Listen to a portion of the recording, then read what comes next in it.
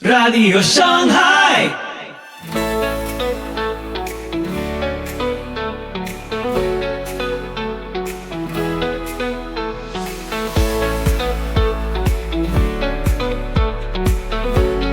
Muy buenos días, tardes o noches, donde quiera que estés en el mundo. Soy Pipo Biglione y te doy la más cálida bienvenida a Radio Shanghai. Estás sintonizando el episodio 642 de nuestra 9ª temporada. Prepárate para lo que viene. Hoy, más Cristo, menos tribu. Edgar Pacheco pone sobre la mesa una fe sin slogans ni trincheras doctrinales. Biblia, tradición y libertad cristiana dialogan en una charla que incomoda, sacude y vuelve a poner a Cristo en el centro.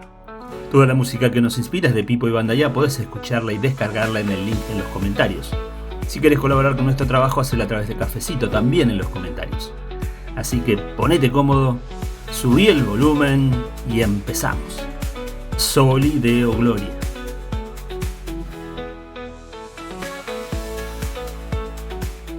Muy bien, voy a leer algunos de sus comentarios, mis queridos hermanos. Voy a leer algunos de sus comentarios, vamos a ver qué dicen por acá, ¿no? Dice por acá, escudriñando la palabra, los paidobautistas bautizan bebés. Con el debido respeto, no me cuadra eso. No tiene que cuadrarle, esa es una doctrina bastante histórica. De hecho, es más histórica que cualquier denominación moderna pentecostal. Lo que pasa, efectivamente, es que desconoce el contexto en el que se da esa doctrina y esa enseñanza, y se llama teología pactual. Y los pactuales, que son congruentes con el pactualismo, terminan siendo paidobautistas. Y ustedes saben algo también, para que nadie lo engañe. La mayoría de los cristianos en el mundo son paidobautistas. El término paidobautista es una forma despectiva de referirse al bautismo de niños. No existe bautismo de niños, el bautismo es general, bautismo. Pero, escuche bien, la mayoría de la Iglesia Universal bautiza a sus niños. Ya sea que sean católicos, ortodoxos, coptos, presbiterianos, luteranos, anglicanos, metodistas, son los radicales los que se niegan a bautizar a sus niños. Lo único que yo puedo conceder aquí es que quizá no sea una doctrina apostólica, pero es una doctrina antigua. Y un día, quizá a usted, sus hijos o los hijos de sus hijos o los hijos de sus hijos de sus hijos le van a reclamar porque ustedes pasaban al altar y se hincaban delante del altar. Usted va a decir, bueno, porque así se acostumbró, terminó convirtiéndose en una tradición muy antigua que se utilizaban textos bíblicos para justificarla. Bueno, hay tradiciones muy antiguas dentro de la iglesia que forman parte de la dinámica y el etos de la fe. No son lacerantes y se pueden vivir como se han vivido siempre, como adiáforas, pero decir que no son bíblicas es un error de conceptos, es un error de categorías. Aparte que los pactuales sí defienden su proceder con la Biblia, no es como que se la inventaron así a la noche a la mañana. Pero sí, yo puedo decir que tiene mucho más que ver con un orden de sociedad cristiano. Tiene mucho más que ver con un orden de sociedad cristiano. Dice por acá, las escrituras nos enseñan que para bautizar, bueno, yo no soy soloísta bíblico, ¿no? Yo no soy soloísta bíblico. Un metodista no es soloísta bíblico. Nosotros hacemos teología no solo partiendo de las escrituras, sino utilizando también las herramientas que tenemos en nuestro alcance, que es la tradición, la razón y la experiencia. Y creo que un soloísta bíblico jamás va a poder entender estas cosas, ¿no?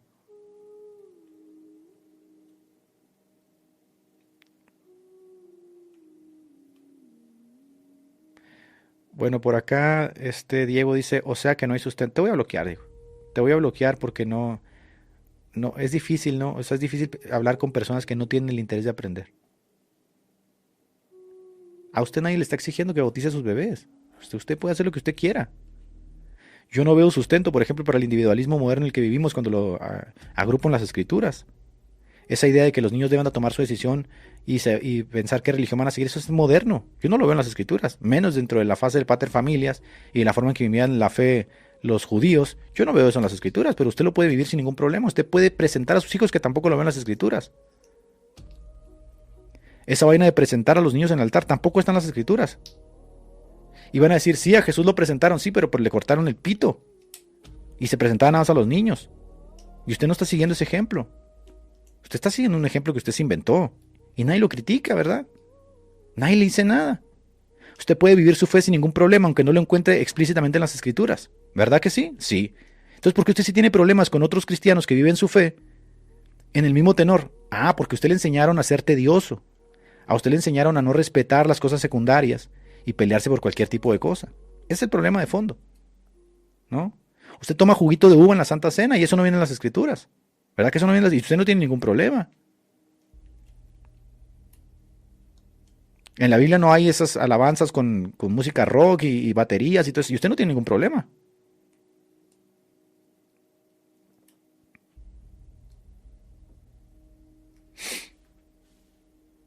Bien. Dice por acá, dentro de lo que he visto, los padres que dejan a sus hijos elegir son cristianos tibios, pero no creo que sea la generalidad. No, es que el sistema en el que nosotros vivimos es un sistema individualista. O sea, el ser humano está independizado en las esferas de pensamiento, porque tienes la esfera del Estado, la esfera de la escuela, la esfera de la familia. Entonces, todas esas vainas son independientes. En el Estado le pueden enseñar, por ejemplo, a vilipendiar la creencia en Dios, y en la casa le puedes enseñar a creer en Dios. Al estar separadas, quiere decir que no tienes un orden de sociedad armónico dentro de la visión cristiana. Entonces, el niño, para el Estado, es libre a los 18 años. La mayoría de los países a los 18 años tiene plenas obligaciones y plenos derechos como ciudadano. Y uno de esos derechos es qué religión él quiere seguir. Eso es parte justamente de la dinámica de la modernidad. Entonces, aunque el papá quiera imponerle, al final de cuentas el niño toma la decisión, porque es parte del individualismo. Yo no veo eso en la Biblia. Pero la mayoría de los pastores y líderes no tienen ningún problema con eso. Se acostumbraron a vivir así. ¿Verdad? Dice por acá, tío Pache, ¿y cómo respondes al argumento de Craig contra el paidobautismo? Craig no hace una crítica al paidobautismo, sino al bautismo regeneracional.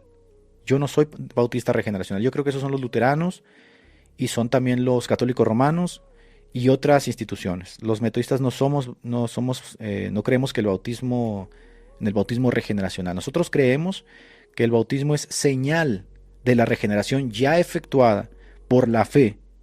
Y en el caso del bautismo de los niños, creemos que es a causa del pacto que nuestros hijos son incorporados a la forma en que Dios interactúa con nosotros. Entonces Craig lo que está criticando, porque Craig, por si no lo sabías, mi querido Raúl, Craig es wesleyano, O sea, Craig también es wesleyano. Craig está en contra del bautismo regeneracional. De hecho, no sé si ustedes se han puesto a pensar, la Iglesia Católica tiene un serio problema con eso del bautismo regeneracional, miren, porque para los católicos romanos el bautismo es ex opere operato, opera por su propia gracia. No se requiere que la persona tenga fe para que el bautismo opere con esa gracia sobre el creyente. Tengo entendido que los luteranos rechazaron el ex opere operato. He leído algunas de las respuestas que dan, no me convencen mucho, porque creo que al final de cuentas terminas aceptando el bautismo regeneracional, ¿no? Pero el asunto de fondo es que miren esto, los católicos dicen, no, el niño no necesita tener fe para recibir el bautismo, porque el bautismo y los sacramentos son ex opere operato. Es decir, el bautismo tiene eficacia en sí mismo para transmitirle esa gracia sin que el niño tenga fe. Ah, bueno. Pero cuando se trata de la Eucaristía, no se la dan a los niños. Ahí se vuelven credobautistas. Escucha eso, católico. Ahí se requiere un acto de conciencia y de voluntad que el niño discierna correctamente con su razón, su entendimiento, con su fe, para saber si puede tomar la Eucaristía. Ahí el ex opere operato se lo pasan por el arco del triunfo y no le dan la hostia al niño. Si fueran congruentes, tendrían que darle también la hostia al niño, la Eucaristía, como lo hacen los ortodoxos, que le dan bautismo, confirmación y Eucaristía a los bebés. Pero no son congruentes. Entonces, por un lado te dicen ex opere operato y por otro te dicen, no, acá sí tienes que tener fe. Bueno, si tienes que tener fe para la Eucaristía, tienes que tenerla también para el bautismo. O eres un incongruente en tu sistema. No sé si los luteranos le dan la Eucaristía a los niños, la verdad es que no sé eso. Si alguien me puede decir. La verdad es que no sé eso. No sé si le dan la Eucaristía a los niños, pero los católicos no se la dan, por eso están divididos también de los paidocomunionistas. Los paidocomunionistas de Oriente, que están adheridos al Papa, los ritos griegos están adheridos al Papa, le dan la Eucaristía a los niños, porque son congruentes. Si el sacramento es ex opere operato y tiene eficacia en sí mismo, entonces no puedes privar al niño del sacramento. Pero acá los latinos sí privan al niño del sacramento. No son congruentes. Y te van a decir, no, es que en 1 Corintios dice que tienes que discernir el cuerpo. Ajá, pero también la Biblia está plagada de ejemplos donde la gente cree y es bautizada. Entonces fíjese cómo son hipócritas los católicos. Por un lado, todos esos ejemplos donde la gente cree y es bautizada, se los avientan allá, se los limpian el trasero con ellos, y por acá, un solo ejemplo de discernir el cuerpo lo toman ahí y dicen, no, aquí se aplica. siempre es la misma con los católicos romanos. Siempre es la misma. Ahora, yo no puedo ser paido bautista regeneracional porque yo no creo que el bautismo regenere como dicen las confesiones. Aunque puede ser debatible. Hay buenos argumentos respecto a eso, hermanos. No se puede negar, sí hay muy buenos argumentos de que el bautismo regenera. Sí está asociado el asunto del bautismo a la regeneración en algunos pasajes de las Escrituras. Pero me gusta también la dinámica que utilizó la Reforma, sobre todo la línea calvinista, la línea wesleyana, de que el bautismo es señal de nuestra regeneración. Van unidos, no están separados. Por eso cuando algunas personas dicen, el bautismo no salva, pues eso no enseñan tus confesiones. Si tú eres bautista, eso no enseña tu confesión. Si tú eres calvinista de Westminster, tampoco te enseña tu confesión. Si tú eres de la confesión belga, tampoco te enseña eso la confesión. Yo como metodista no puedo decir eso, porque estoy separando el bautismo de la salvación y están de la mano. Lo que debo decir es cómo el bautismo está ligado a mi salvación. Y bueno, leo una confesión de Westminster, leo una confesión de Londres, leo los artículos metodistas que es señal de mi regeneración. O sea que cuando yo soy bautizado, yo puedo ya tener el testimonio de que fui regenerado. Están unidos. Están completamente unidos, que es exactamente lo mismo que se hace con la Eucaristía. Hay una unión neumática ahí. Cuando yo participo de los elementos, es la señal visible de que estoy adherido al cuerpo de Cristo. No es simplemente un símbolo desnudo ahí todo putrefacto, no señor. Ayer, por ejemplo, la vez pasada salí de viaje, yo tenía ya un tiempo que no participaba de la comunión. Este domingo nos tocó comunión y volví a rememorar, ¿no? Memoria del sacrificio verdadero y que formo parte del cuerpo de Cristo. Cuando yo participo de los elementos, discerniendo justamente esto, estoy dando eco de una señal visible, formo parte del cuerpo de Cristo. Mientras consuma el vino, mientras consuma la Eucaristía, participe de ella, estoy participando y anunciando la muerte del Señor Jesucristo. ¿Qué quiere decir? Que formo parte de su cuerpo. Pero sí miren, les voy a decir esto, sí hay muy buenos argumentos para el bautismo regeneracional. Si no, no los creería la gente. O sea, sí hay buenos argumentos. Y aunque bautismo regeneracional de bebés me causa a mí un poco de impacto, pero bautismo regeneracional sí hay buenos elementos ahí. Sí hay buena defensa, pues, buena defensa. Vuelvo y respondo, no sé si... Esto, ¿cuándo sucede el bautismo del Espíritu Santo? En el momento de la conversión. Pero escucha bien, el asunto neumatológico del bautismo del Espíritu Santo como una segunda obra de gracia, eso también es parte de la teología neumatológica moderna. O sea, esto no está así en la historia de la iglesia. Por eso los pentecostales tienen una neumatología muy particular en donde el Espíritu Santo bautiza a la persona como una segunda obra de gracia después de la salvación. O sea, tú recibes la salvación, eres sellado con el Espíritu Santo, pero hay otra obra aparte, lo que dicen los pentecostales. O sea, hay otra obra aparte, que es esa segunda obra, que el Espíritu Santo te bautiza para llenarte ahora de poder, ¿no? Con la evidencia, dicen ellos, de que hablar nuevas lenguas. Y también están todos esos pasajes donde eran bautizados y hablaban lenguas, ¿no? No es la tradición de la iglesia eso. Tú eres lleno del Espíritu Santo desde el momento en que crees en Jesucristo, porque así lo hablan los pasajes en griego. De hecho, tengo en mi libro una defensa a eso. Por ejemplo, cuando tú hablas con un católico, te dicen que Jaritomene es una pax legomena, te dicen eso. Así que aparece solo una vez. La forma verbal de ahí de que Jaritomene aparece una sola vez. La realidad es que la palabra sí, pero la forma verbal no. La forma verbal aparece muchas veces en el Nuevo Testamento y aparece en algunas ocasiones así, en este punto. Por ejemplo, cuando recibimos al Espíritu Santo, lo recibimos de forma pasiva. Sed llenos del Espíritu Santo, la persona ahí es pasiva. El que llena al creyente es el Espíritu Santo y no es como que lo llena y se llena y se desllena, ¿no? Pero también es cierto que los pentecostales han utilizado algunos textos donde aparentemente tú eres lleno del Espíritu Santo con una segunda obra, una segunda infusión, ¿no? Con el testimonio de hablar nuevas lenguas. Yo no creo eso, ¿no? Y creo que la segunda ola del carismatismo, del pentecostalismo, que es el carismatismo, se distancia de esa vaina, ¿no? Porque los pentecostales te dicen esto. Si tú quieres tener la evidencia de que has sido lleno del Espíritu Santo, tienes que hablar nuevas lenguas. Y los sectarios uniciburros te dicen, no, y si no hablas nuevas lenguas, no eres salvo. Eso te dicen los uniciburros, ¿eh? Los uniciburros te dicen que si tú no hablas lenguas, tú no eres salvo. Pregúntele a cualquier uniciburro, te va a decir eso. ¿Ya hablaste lenguas? Porque si no has hablado lenguas, no has recibido el Espíritu Santo. Entonces hay una distorsión ahí de la neumatología pentecostal clásica. Y los carismáticos te dicen, no, las lenguas son un don. Puedes recibirlo y puedes no recibirlo. Aunque hay algunos carismáticos que yo conocí, hay algunos, no sé si estás en una escuela formalmente, que te dicen lo siguiente, te dicen, bueno, sí, las lenguas son un don, dicen, pero la evidencia de que fuiste lleno del Espíritu Santo es que por lo menos una vez tienes que hablarlas. O sea, esa glosolalia, esa ocenoglosia, no sé cómo lo van a defender, esas galimatías tienen que salir por lo menos una vez. Como la evidencia, ya no vuelves a hablar nunca más, por lo menos una vez, dicen algunos carismáticos. Una vez tienes que soltar jerigonzas, ¿no? Como evidencia de que recibiste la llenura del Espíritu Santo como segunda obra de gracia.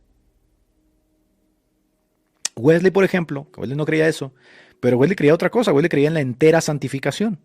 Wesley creía que el Espíritu Santo te sellaba, te llenaba, pero la cuestión no acababa ahí, sino que se iba puliendo hasta el punto de la entera santificación. O sea, que tú puedas alcanzar una entera santificación en la vida, que se llama la doctrina de la perfección cristiana. Ya muy abandonada en los metodistas, siendo sinceros, muy abandonada entre el pueblo metodista, pero que Wesley defendió con uñas y dientes el asunto de la perfección cristiana, ¿no?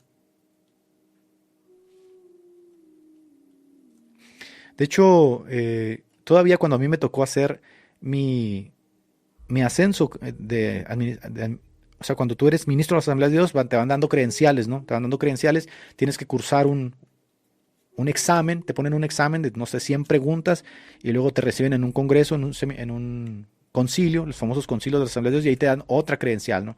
Pasaste de ministro iniciado, ministro licenciado, cosas así, ¿no? Y en uno de esos, contextos, me tocó a mí leer uno de los requisitos que era ser lleno del Espíritu Santo con la evidencia de hablar nuevas lenguas, si tú querías ser ministro de las Asambleas de Dios. No sé si todavía sea así, pero a mí me tocó esa vaina, que tenías que hablar nuevas lenguas, y me tocó todavía vivir un congreso, uno de los concilios de las Asambleas de Dios, donde se llevaron las Asambleas de Dios, la denominación más grande aquí en México, se llevaron las gráficas de cuántas gentes hablaban lenguas dentro de la institución, o sea, de las asambleas, las encuestas y todo lo que se hizo.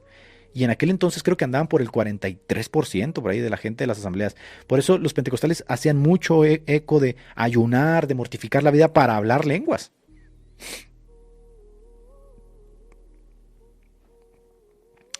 Dice por acá, si los bebés no pueden participar de la cena porque no disciernen, ¿por qué el bautismo sí? ¿No es incoherente? Sí, es incoherente. Es una incoherencia que tiene el catolicismo romano y que también ha generado una división en cuanto a los paidocomunionistas y los credocomunionistas.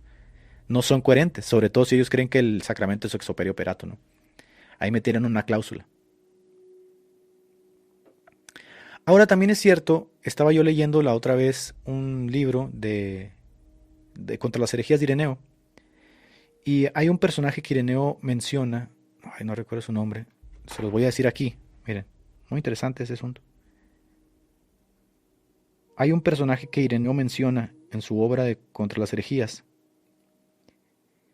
y viene citado en el libro de William Barclay, y dice algo que me dejó pensando. Es decir, miren ustedes en el pentecostalismo cuánto auge se llegó a dar a Tasiano. Los discípulos de Tasiano engañaban a las mujeres ricas, como dice Pablo en Timoteo, ¿no? Estas mujeres ricas que siempre están aprendiendo y nunca llegan al conocimiento de la verdad, engañaban a las mujeres ricas.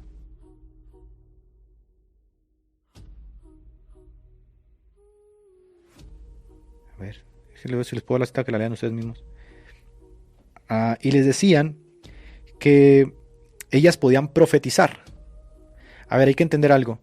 La mujer en la cultura griega no tenía las libertades que tiene actualmente, ¿no?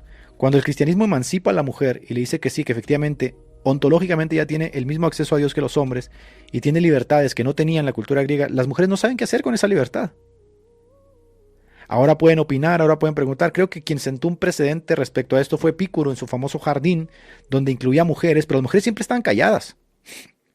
Aprendían, tenían acceso, pero no participaban. En el cristianismo hay ya la oportunidad de participar. Las mujeres pueden participar, pero las mujeres de la época clásica, la época griega y romana, no saben qué hacer con esa libertad. Y tenemos el caso de Corintio, donde estas mujeres están gritando. De hecho, tenemos el caso en los judíos, cuando una mujer va persiguiendo, los apóstoles se molestan, viene dando voces delante de nosotros. Era mal visto eso, que la mujer interrumpiera, se entrometiera en lo que no le corresponde, todo eso. Y Pablo dice que la mujer aprenda a estar en silencio, caramba. O sea, la libertad que tienen no es para que hagan todo este escándalo, hagan todo este chismerriaje, no que no puedan participar, sino que no sabían qué hacer. Bueno, porque Tasiano también les había enseñado los discípulos de Taciano a las mujeres que ellas podían profetizar. Y entonces, fíjense la técnica que utilizaban. Decían, simplemente suelta la lengua. Suelta la lengua, suéltala. Y lo que te vaya saliendo son profecías. Entonces había un condicionamiento que se daba en la pobre mujer y esas mujeres terminaban creyéndose profetizas. Y eran las falsas profetizas de la iglesia primitiva a las que tuvieron que enfrentarse justamente todos estos personajes. Estas falsas profetizas estuvieron también entre los montanos. Y me hizo mucho eco porque sí es verdad, muchos pastores han elevado tan alto el asunto de las lenguas que terminan condicionando a la gente diciéndole, mira, empieza a hacer así, y ahí se te va a soltar. A ver, papá, pero qué estupidez estás diciendo. Y entonces muchas jerigonzas de las cuales hoy nos burlamos surgieron en ese contexto. Todas esas cosas que son jerigonzas, inentendibles, galimatías, surgen en ese contexto de esta necesidad de validarse ante los demás, supuestamente hablando lenguas. Y empiezan a decir cualquier tontería, ¿no? Pero el asunto no es ese, el problema es que la persona queda autojustificada. O sea, la persona queda autoconvencida de que lo que le pasó es habló lenguas. Y el pastor lo único que hizo fue condicionarla. Mira, y ahí está, ¿no? En medio de la exultación de los tambores, en medio del frenesí, ¿no? De ese frenesí carnal total en el que se meten y empiezan y téngale, papá, empiezan a sacar frases acá que dice unos rayos, ¿no? Y fíjense ustedes qué interesante que esa alimentada lengua se comparte y de repente todos la tienen. Si se supone que la Biblia dice en 1 Corintios son diferentes géneros de lengua, ¿por qué todos tienen el rabasaya? Pues porque se la aprendieron, papá. Porque hay un intento de legitimarse, hay un intento de justificarse a sí mismos y de quererse ver parte del grupo. Y si tú quieres ser pentecostal y no hablas lenguas, pues no eres parte del grupo, eres de una categoría inferior. Entonces, ¿qué haces? Pues mejor me aprendo el rabasaya, el ramacanda o cualquier cosa. Me aprendo cualquiera de esas vainas y formo parte del grupo. Andar diciendo que yo no hablo lenguas. Y es triste, porque efectivamente las lenguas son un don. Así nos lo marca en 1 Corintios, un don que el Espíritu Santo le da a quien Él quiere, ¿no? En la iglesia, pues en la iglesia en realidad no sirve si no hay profecías, si no hay interpretación.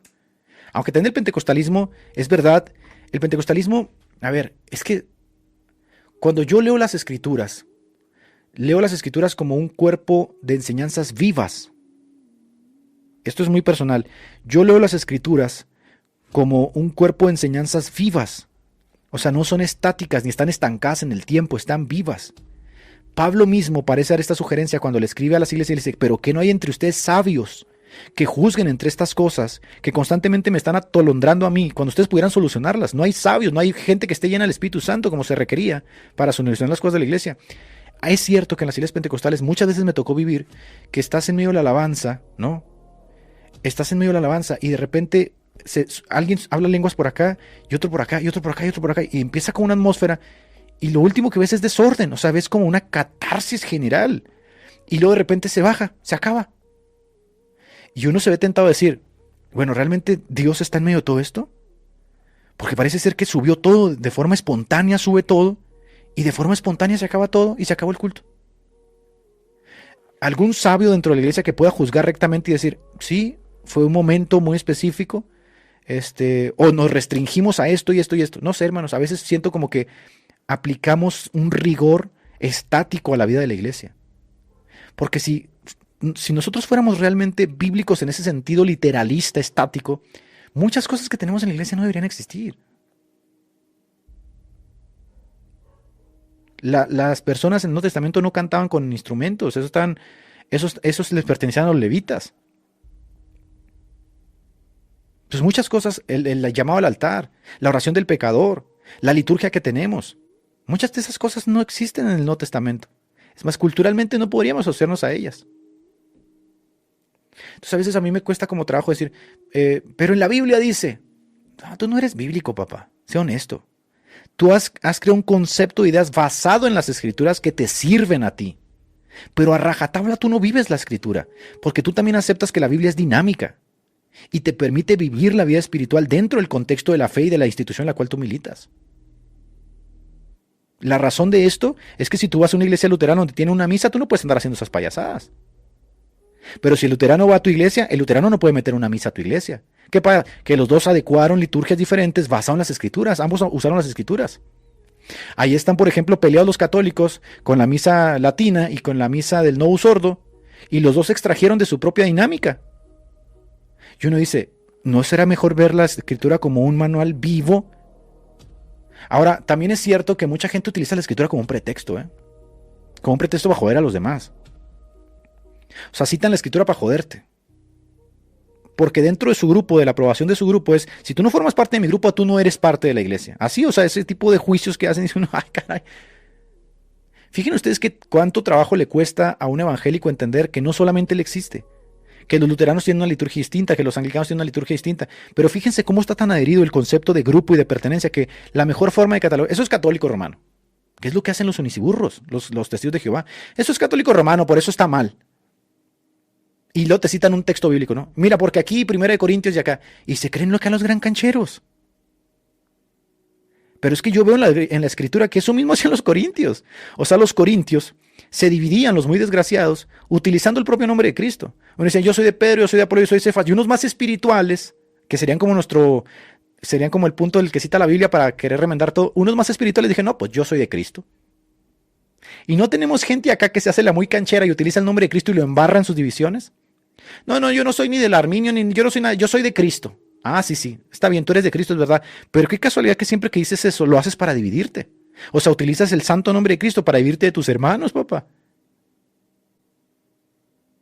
Y miren la respuesta de Pablo, por encima de eso, yo soy de Cristo. Pablo dice, todos somos de Cristo. Cristo es vuestro. Pablo, la vida, Pedro, todo es vuestro. O sea, no utilices el nombre para vivirte como excusa de que eres más espiritual. Porque lo espiritual sería, no, tanto tú que dices que eres de Pedro como tú que dices todos ustedes son de Cristo. Entonces ahí cierra la división poniendo a Cristo, pero el otro utiliza a Cristo para dividirse. Una locura, gente. Yo muchas veces veo eso, ¿no? Yo digo, sí, los pentecostales, por ejemplo, han creado un sistema que funciona dentro de la dinámica pentecostal. Si tú sacas ese formato pentecostal y lo insertas en el luteranismo, fracasa horriblemente. No está diseñado en ese contexto. Pero si es que si tú tomas el contexto luterano y lo insertas en el pentecostalismo, lo destruyes. Entonces muchas veces yo intento como hacer un tanto ecléctico porque digo, sí, pues un luterano criticando a un pentecostal es normal. Es normal, porque el luterano tiene su sentido de pertenencia y orientación, donde dice, el pentecostal no está siguiendo lo mismo que yo hago, que yo soy más bíblico. Es normal. Y yo entiendo el pentecostal que critica al bautista, etc. Pero ¿no sería mucho mejor decir, a ver, dentro de la dinámica, ¿no podemos ver las escrituras como un elemento vivo que nos permite vivir la fe dentro de nuestras comunidades? Yo la veo así. Yo veo esa dinámica así. Hay una concesión voluntaria que el individuo le hace a la propia institución en aras de que lo guíe y le canalice sus sentimientos religiosos para vivir en la comunidad. Y todos ustedes lo hacen. Todos ustedes lo hacen. Entonces alguien va a decir, esto es relativismo. No, esto es una iglesia viva. Porque ni somos todos iguales, ni pensamos todos igual, ni vivimos todos en las mismas culturas, ni tenemos todos las mismas creencias. Es una iglesia viva. Miren cómo a pesar de todo esto, Jesucristo vivo nos mantiene unidos, como dice 1 Corintios, por las coyunturas, por el Espíritu Santo que nos nutre a todos. A mí, por ejemplo, el gobierno unipastoral a mí no me gusta. De hecho, lo he criticado, ¿no? Vuelvo al punto. Yo he criticado el gobierno unipastoral que considero que hace cosas que están mal, pero mi propio gobierno también tiene errores. O sea, yo también puedo recibir las críticas al gobierno episcopal. A mí no me parece, por ejemplo, que exista el asunto de un pastor que se envejezca y se muera en la iglesia y que nunca cambie, ¿no? Con todos los vicios y los errores que tenga. Sí, pero el pastorado itinerante en el que yo vivo también tiene muchos errores. Destruyes familias con el pastorado itinerante, papá. Entonces, ¿por qué mejor no aceptar que hay ciertas concesiones que hacemos de buena fe en el que, aunque no somos perfectos, aceptamos que la Biblia es un manual vivo, es una palabra viva que nos permite insertarnos en la dinámica de nuestro propio pueblo y que está viva y funciona? Porque si yo quisiera la iglesia perfecta, pues el ideal de la iglesia perfecta está contenido dentro de mi ideal humano. ¿Sí me entiende lo que le estoy diciendo? O sea, el ideal de iglesia perfecta siempre va a estar contenido dentro de los ideales de mi propia humanidad. La idea de iglesia perfecta la tiene Jesús. Y no sé si mis ideales de iglesia perfecta choquen diametralmente con los de Jesús, porque, a ver, hay gente que sí es muy bíblica y que no habla lenguas en el templo, ¿verdad? Y que podría decir, no, nosotros no hacemos eso, nosotros no irrumpimos con esa vaina. Pero al final de cuentas hacen otro tipo de cosas que son malas. Y sería muy, muy similar a lo que Jesucristo dice. Dice, pues sí, ustedes hacen esa vaina, está bien, ¿no? Todo lo que les digan estos que están sentados en la cátedra de Moisés está bien, pero hacen otras cosas que son horribles. Entonces no sé si mi ideal de iglesia perfecta estaría encuadrada con los ideales de Jesucristo. Porque no soy Jesucristo. Jesucristo conoce su iglesia, por eso es su cabeza. Yo no soy su cabeza. Si yo fuera su cabeza, yo sabría lo que necesita su iglesia cada vez, ¿no? En qué está fallando, en qué está... Yo no soy la cabeza de la iglesia, por eso yo no se lo concedo al Papa. Si yo concediera que se puede tener una iglesia perfecta, yo sería papista, confiando en que el Papa sabe lo que necesitamos y no. Pero la cabeza es Cristo. Entonces yo hago un reconocimiento voluntario y digo, yo milito con los metodistas, punto. Yo vivo mi fe con el pueblo metodista. Considero que hay otros hermanos, tengo otros hermanos que viven su fe en otros pueblos, en otras instituciones, en otras comunidades, que son tanto más legítimas que la mía y tienen tanto más el derecho de vivir su fe como yo la vivo. Si ellos saben respetar la forma en que yo vivo mi fe, yo respeto la forma en que ellos viven su fe. Ahora, mientras no toquemos el evangelio, mientras toquemos las cosas elementales que nos hacen llamar cristianos, yo creo que podemos tolerarnos y eso sería la verdadera unidad, ¿no? Porque yo mismo vivo en mi familia así. Yo tengo hermanos, yo tengo primos, yo tengo tíos. No concordamos en todo, pero somos familia. Esa es la unidad. Y fíjense ustedes que cuando se crean divisiones en la familia, es la propia familia la que lo soluciona. O pasa el tiempo y el propio vínculo biológico que trasciende el propio problema une a la familia. Ahí viene Navidad y se enternece en el corazón, se enternecen los sentimientos y ahí vamos a pedirnos perdón porque somos familia. Al final de cuentas somos familia. Bueno, ¿cómo es que en lo terrenal podemos hacer ese tipo de concesiones si no las hacemos en lo espiritual? En lo espiritual es exactamente lo mismo. O sea, yo no espero perfección del luteranismo, porque el luteranismo no es perfecto. Ni espero perfección de los bautistas, ni de los pentecostales, ni de los metodistas, porque no son perfectos. Pero son mis hermanos, son las comunidades donde ellos militan.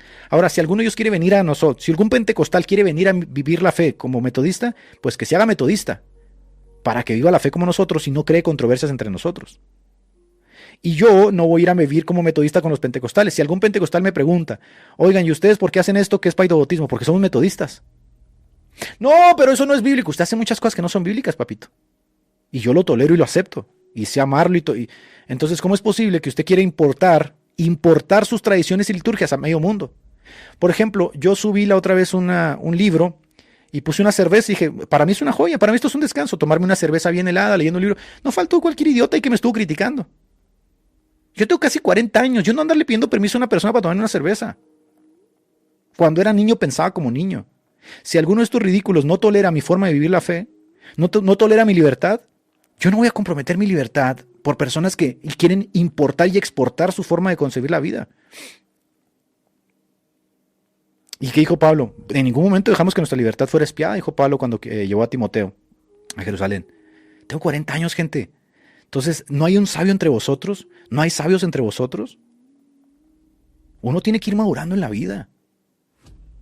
Ahora, yo siempre lo he dicho, a mí me atrae el calvinismo, me atrae por el concepto, en el contexto en el que me encuentro, ¿no? Estoy haciendo apologética, me atrae mucho el calvinismo, pero no podría ser calvinista porque sería un mal calvinista. Entonces yo no quiero andar haciendo concesiones aquí, acá y acá y allá, porque voy a terminar haciendo que otras personas también lo hagan, ¿ven? Voy a seguir lo que hace Edgar porque tiene estas concesiones. Yo no quiero eso, usted viva su fe. El cristianismo no se trata de no hacer cosas, se trata de vivir la fe con esa afiliación con el Padre. O sea, la vida no se va a acabar, tienes que seguir trabajando todos los días, papá. Tienes que seguir acostándote, durmiendo, lavándote los dientes. O sea, el cristianismo no es como un escape de la realidad. Es cómo interactúas con esa realidad.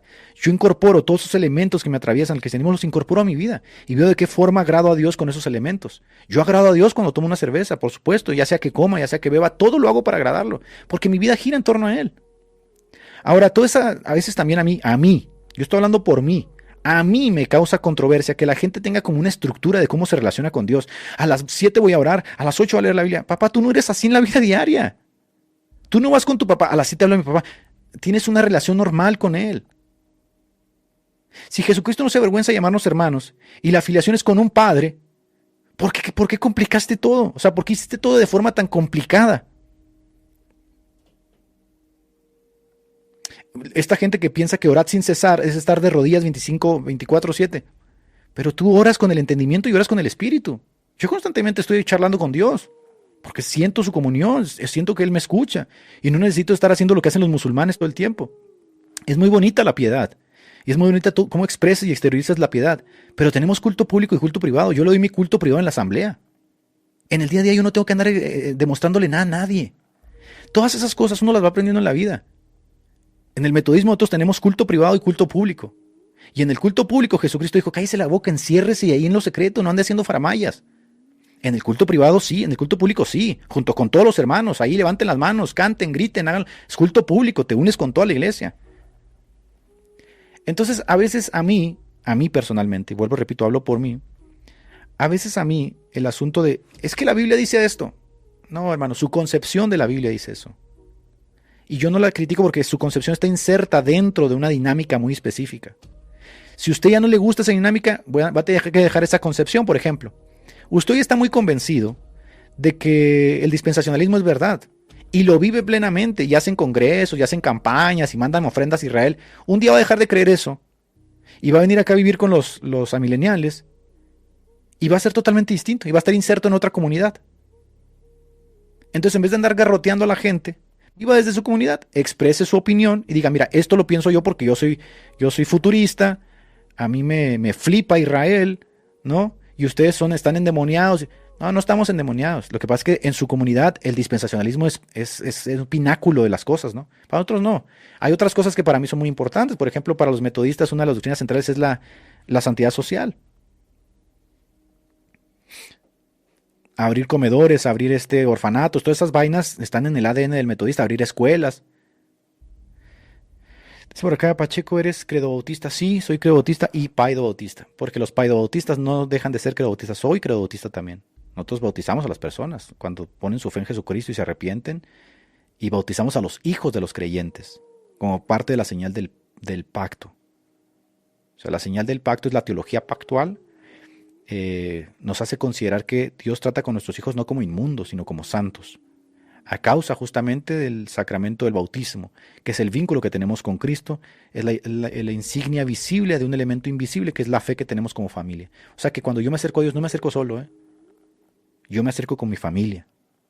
Y por eso yo estuviera casado con un inconverso, el inconverso santificado en el esposo, o la esposa en el esposo, o el esposo en la esposa, como dice Timoteo. Porque Dios trata con familias, desde el antiguo pacto, desde el Antiguo Testamento, Dios siempre está tratando con familias. Entonces a mí no me gustaría que Dios trate conmigo y que a mi hijo lo mande al infierno. Dios trata con mi familia. Y por eso yo, como cabeza federal de mi familia, me presento delante de Dios como lo que soy. Y entonces pido sabiduría para yo guiar a mi familia. Eso no significa que mis hijos no van a caer, ni van a pecar, ni van a fallar. Mis hijos van a caer, van a pecar y van a fallar. De hecho, hoy como padre me estoy dando cuenta de que mis hijos están empezando a cometer errores que forman parte de su madurez. Y me calan, me duelen, porque me doy cuenta de que tengo que empezar a solucionarlos. Y si no tengo la sabiduría, puedo hacerles daño. ¿Y por qué digo esto? Porque yo mismo sufrí mucho por no tener papás y todos mis errores los fui integrando en la vida hasta que te vas dando topes y topes y topes. Entonces, cualquier papá que me esté escuchando sabe que una de las cosas imprescindibles es, Señor, concédeme que no le falte nada a mi familia. O sea, concédeme siempre ser el garante de su seguridad, ser el garante de su confianza. Hay un peso que yo cargo sobre mi espalda como hombre, ¿no? Por eso que cualquier idiota venga y blasfeme a mi familia o la deshonre. Pues no, señores. El honor de mi familia también importa. Tengo 2 niños pequeños. Por supuesto que tengo la intención de presentarlos a la sociedad y a la iglesia como lo que son. No sé si voy a fallar en el intento. No sé, porque otra cosa, la teología pactual no anula la personalidad de las personas ni anula su propia relación con Dios. La integra dentro de una dinámica pactual que es la familia. Pero yo no sé si voy a fallar, hermanos. Yo no sé si mis hijos van a fallar. Y tendré que hacerme responsable, ¿no? Porque ellos son la representación de lo que yo soy. ¿No dice la Biblia que la mujer es la gloria del hombre? Así lo dice la Biblia. Y el hombre es gloria de Dios. O sea, hay una dinámica en la que Dios justamente actúa. Yo no sé cómo ustedes no la pueden ver. Hay una dinámica en la que Dios actúa. Si yo le soy infiel a mi esposa, si yo rompo mis votos matrimoniales, yo no rompo solamente con mi esposa, yo rompo una comunión que tengo con Dios. Por eso en la Biblia en Efesios dice que hay una comunión mística en el matrimonio, que es la misma comunión que Dios tiene con su iglesia. Entonces Dios no le va a ser infiel a su iglesia, ¿verdad? ¿Y qué demanda Dios de mí? Que yo no le sea infiel a mi esposa. Ahora, en el ser humano que está caído, por supuesto, está la tentación de serle fiel a la esposa. Por eso debemos de ser perfeccionados en la iglesia, en el culto público y en el culto privado. Tengo que lidiar con todas las tensiones que se me aglomeran en mi naturaleza caída para poder ser mejor cada día. Para mí ser mejor cada día no es no bailar, esas son estupideces. Para mí ser mejor cada día no es no tatuarse. Ser mejor cada día es, yo tengo que ver todas las maneras de que a mi familia no le falte nada. Eso es ser santo. Yo tengo que ver todas las maneras de que mis hijos busquen la sabiduría y las cosas que verdaderamente son importantes en este mundo, como dice el sabio de Eclesiastés. De que no lo nieguen en la juventud, que no cometan los errores que yo cometí. Pero también tengo que ser dulce y tierno para no cometer los errores que cometieron conmigo. Porque yo puedo destruirle la personalidad a mi niño. Y yo puedo destruir a mis hijos. En el intento de tratar de ayudarlos, puedo terminar haciéndoles daño y destruyéndolos. Entonces fíjese todo lo que se aglomera sobre una persona que está buscando la santidad. Una persona que está buscando la santidad está buscando ser buen hombre. Un hombre con todas las de la ley, ¿no? Entonces sí, en ocasiones, pues, no siempre, tampoco miento, en ocasiones puedo resolver las cosas porque Dios me ha dado inteligencia, me ha dado 2 ojos, me ha dado un cerebro, me ha dado 2 manos, me ha dado 2 pies. Tengo la posibilidad de resolver las cosas. Yo no voy a ponerme a orar para cambiar una llanta del carro, ¿verdad que no? Yo no me voy a poner a orar para que Dios me dé para el mandado si traigo 5,000 pesos en la bolsa. Pues voy y lo compro. Yo no me voy a poner a orar para cuestiones que yo puedo resolver con la inteligencia que Dios me dio. Pero hay cosas que no puedo resolver. Entonces ahí voy, friego a mi papá y le digo, oye, esto no sé qué hacer. Por ejemplo, les comento, ahora que se dio el caso de estas estupideces que dijeron de mi familia, me molesté mucho, hermanos, mucho me molesté. Y pensé mucho, se me llenó la cabeza de muchas cosas, ¿no? Y fui ante Dios, le dije, necesito que me ayudes porque tú me conoces, tú sabes lo tonto que llego a ser y tú sabes que pago mal por mal. Entonces es una pata de la que cojeo, de la que no quiero caer. En el momento que lo confieso, en el momento que hablo con Dios, le expongo quién soy transparentemente, me libero de una carga porque no soy hipócrita ante Él. Estoy haciendo consciente que efectivamente hay algo que me molestó, algo que me tocó, hay algo que me dañó, que me hizo mal y que quiero reaccionar en ese sentido de justicia, quiero pagar también. Entonces, cuando tú compartes este tipo de, no sé, de sentimientos con otra persona, tienes religión. Eso es religión. Religión es cuando compartes con las personas los mismos sentimientos y desarrollas sentido de identidad y pertenencia, y entonces te entiendes. Eso es la comunión de la que hablaba Pablo en cuanto al ágape. En el ágape se diluían todas esas barreras de yo soy ingeniero, yo soy licenciado, yo soy el rey. Aquí no hay nadie, papá. Aquí compartimos la mesa todos iguales. Y todas esas cosas, hermano, a alguna persona le puede parecer que son nimiedades. No, señor, no son nimiedades. Esas cosas se aprenden en la vida. Usted ponga a un adolescente a actuar así, no lo va a lograr. ¿Por qué? Porque un adolescente tiene que ir generando esa sabiduría a causa de la experiencia, a causa del consejo, a causa de todo eso. No lo logras. Carrillo y yo siempre hemos dicho algo. Casarte y tener hijos te da una perspectiva totalmente distinta de la vida y te ayuda a generar una visión de la masculinidad mucho más cristiana. Ahora entiendes justamente lo que Pablo dice respecto al matrimonio, en cuanto a la unión mística de Dios Jesucristo con la iglesia, en cuanto al valor de los hijos y la teología pactual. Cosas que obviamente una persona que anda por ahí preocupada solamente en comprar el videojuego de turno, pues no va a entender. Y yo no lo culpo, porque la Biblia misma dice que los jóvenes flaquean y caen y hay tiempo en la vida para todo, ¿no? Yo no puedo exigirle a mis hijos que hagan las mismas cosas que yo hago, porque efectivamente mis hijos tienen 8 años. Por ejemplo, les pongo aquí un comentario. Ayer estaba platicando con mi niño y me dice que quería confesarme algo, pero le da vergüenza. Algo que hizo, pero que le da vergüenza. Entonces se acercó su mamá, ¿no? Y le dijo, no te vamos a regañar, confía en nosotros. Y le dije, no, para ahí. Si necesita ser regañado y corregido, se le va a regañar y corregir. Lo que él tiene que tener es confianza en nosotros, que ese regaño le va a hacer bien. ¿Ves? Cómo nosotros podemos hacerle daño a nuestros hijos. Entonces yo le decía, mira, si necesitas ser regañado, ten en cuenta que mi regaño no te va a hacer mal. Si necesitas ser corregido, esa corrección te va a ayudar a futuro. Lo que tú tienes que hacer es confiar en mí, en que cuando tú me confieses las cosas, yo no te voy a lastimar. Mi intención no es hacerte daño. Mi intención no es destruirte. Mi intención no es hacerte que te sientas más mal de lo que ya estás. Cuando tú me confieses eso, vamos a generar una confianza tú y yo. Yo veré de qué forma te ayudo y de qué forma te soluciono. Entonces, por otro lado, mi esposa, más protectora, decía, no te vamos a regañar. No, es que si es necesario tiene que ser regañado, porque la Biblia misma nos dice que Dios nos disciplina así, ¿verdad? Él nos disciplina cuando necesitamos. En esa misma dinámica yo me desenvuelvo con Dios. A ver, yo no sé si la regué aquí, yo no sé si hice algo malo aquí, pero si tú crees que necesito una corrección, dámela. Porque de seguro esa corrección me va a ayudar, porque tú me conoces mejor. Pero yo me acerco con la idea de que Dios no me quiere joder la vida. O sea, Él no me quiere lastimar. Si en el momento que tú superas eso, hermano, y ves tu relación con Dios como un padre verdadero, tú entiendes, a ver, mira, cuando tu mamá te daba chanclazos y tú estabas pequeño, tú llegabas muchas veces a pensar que tu mamá no te quería. Estabas tan pequeño que no lograbas penetrar en ese amor previsivo de tu mamá, que a lo mejor no te corregía de la mejor forma, pero te corregía porque te amaba. Cuando estás grande y ya entiendes mucho mejor esa dinámica de cómo es la corrección y el amor, dices, tanto bien que me hizo el chanclazo de mi mamá. ¿Cómo es que pasaste de esto a esto? Maduraste y entendiste que la corrección también tiene amor. Entonces, cuando yo soy niño y paso por un desierto, cuando soy niño y me pasan algunas cosas malas y estoy en la fe, pues sí, pienso que Dios me abandonó, ya no siento su presencia, siento que Dios no está conmigo y todas esas tonterías que decimos cuando somos niños. Pero cuando crecemos y cuando maduramos en la fe, entendemos que un desierto, que nos pasen cosas malas, forman parte de la dinámica de lo que Dios mismo utiliza para perfeccionarnos. Así tal cual. Y a veces no nos gustan porque ninguna disciplina al presente, dice la Biblia, nos gusta, nos duele. Pero nos ayuda a participar de la gloria de Dios. Entonces cuando la vida va bien, dices, voy a disfrutar la vida cuando va bien. No me voy a atosigar porque la vida va bien. Quiere decir que en este momento por lo menos, el día de hoy, no hay nada. Mi relación con Dios está perfecta. ¿Por qué te atosigas, cristiano? ¿Por qué te vas ahí atosigando todos los días? Que el pecado de omisión, que por mi culpa, pero ¿qué estás haciendo? Que en lo oculto, que esto, que aquello.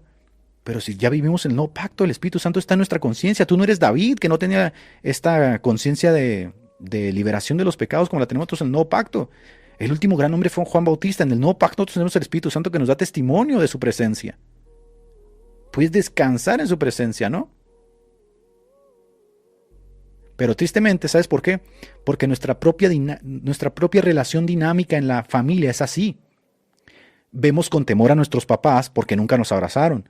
Vemos con reticencia a nuestra mamá porque nunca recibimos un te quiero. Entonces siempre trasladamos esos sentimientos, los trasladamos a Dios. Y sentimos que Dios nos ve así, que nos quiere joder la vida. Entonces por eso muchos van a María, a la Virgencita. No, Dios no te quiere hacer daño. Jeremías 29:11 dice, los planes que yo tengo para usted no son planes de mal. Como una persona que su naturaleza es amor, que todas sus disposiciones a su creación son de amor, ¿cómo va a estar pensando o maquinando en su mente hacerte daño? Por eso Santiago dice, cuando alguien es tentado no diga que viene de Dios, porque Dios no tienta a nadie ni le hace mal a nadie. Dios no tiene por fin hacerle mal a la gente. Yo creo que eso es más que suficiente para crear una relación genuina con nuestro Padre y vivirla en esos términos, ¿no? Vivirla de esa forma. Entonces cuando a mí me quieren cambiar esa relación por iglesia, o sea, por la institución, digo, no, quédate con tu institución. Porque no va a permitir que secuestres mi conciencia, secuestres mi intelecto, secuestres mi propia vida espiritual para que le sea fiel a tu institución, que en última instancia es la concepción que tú tienes de Dios y que vertiste sobre la institución.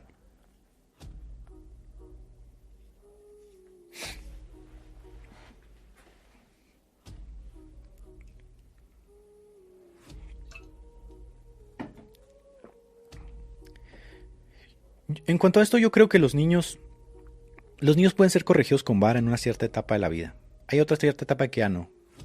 Hay una cierta etapa donde ellos ya tienen, hay una frase, conciencia fenomenológica del dolor.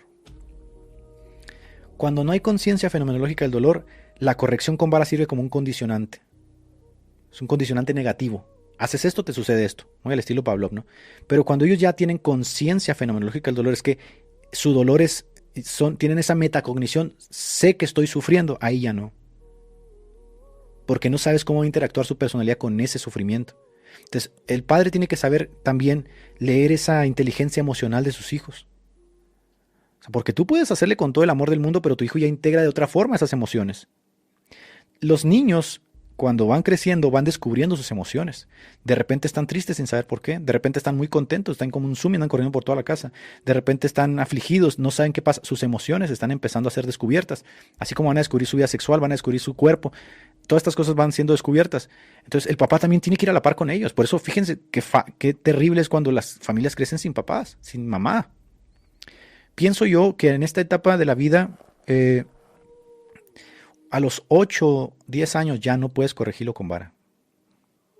Ya no. Tienes que valerte y empezar a trabajar con su inteligencia emocional. En las niñas yo creo que mucho antes. Ya no puedes corregirlo con vara. Pero hay una etapa donde sí, lo corriges con vara y no es como que lo vas a azotar, ¿no? Le das un correctivo simbólico para que condicione su comportamiento, ¿no? pero de cierta etapa en adelante ya no. Y se los digo por experiencia, yo creo que ustedes también lo pueden ver, ¿no? Hay una etapa donde ya puedes efectivamente empezar a trabajar con la inteligencia emocional y tú te vas dando cuenta de cuáles son los puntos débiles y fuertes del niño.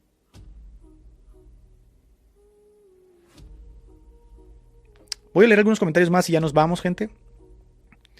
Hoy tengo muchas cosas que hacer y les agradezco mucho que hayan estado conectados. Estamos 2000 personas conectadas, gracias, de verdad. Estamos 700 en Twitter, rayos, ¿no? 700 personas en Twitter. Impresionante. También es verdad que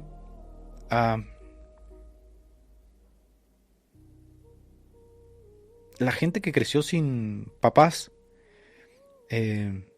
o que crecieron en familias disfuncionales, les cuesta mucho entender estas cosas. A mí me cuesta a veces, ¿no? Por eso pido sabiduría a Dios, por eso oro a Dios, le pido que me haga sabio, que mi sabiduría no quede conmigo, o sea, que yo pueda compartirla primeramente con los míos, como dice la Biblia, primeramente a los de la fe, primeramente con mi casa, ¿no? O sea, mi sabiduría no es para solucionar el mundo, no tengo la intención, este mundo está en las manos del maligno, como lo vimos ayer, no es mi intención solucionar el mundo. Mi intención es cuidar de los míos y cuidar de la iglesia, ¿no? Dios no, dice la Biblia en Hebreos, Dios no es injusto para olvidarse de la obra que vosotros habéis hecho a los santos y seguís haciendo. Dios no es injusto para olvidarse el bien que le hacemos a la iglesia. Entonces, todas estas cosas uno las va aprendiendo en la vida, pero hay gente que le cuesta más trabajo, no todos crecemos igual, hermanos. Por eso Wesley tenía la frase de no azotes al que Dios no azota, ¿no? No azotes al que Dios no azota. Aprende a hacer las lecturas correctas. Y pues somos humanos, ¿no? A veces metemos las cuatro patas. Voy a leer 3, 4 comentarios más y ya nos retiramos, hermanos. Vámonos a comer, que ya es tarde. Por acá dice...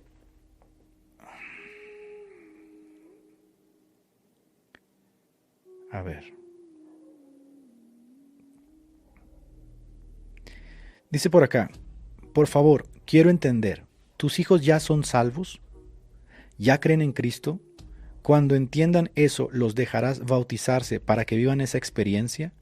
¿O se las negarás porque tú ya los bautizaste? Fíjense cómo la pregunta, Jordan, la pregunta está armada desde una visión netamente individualista.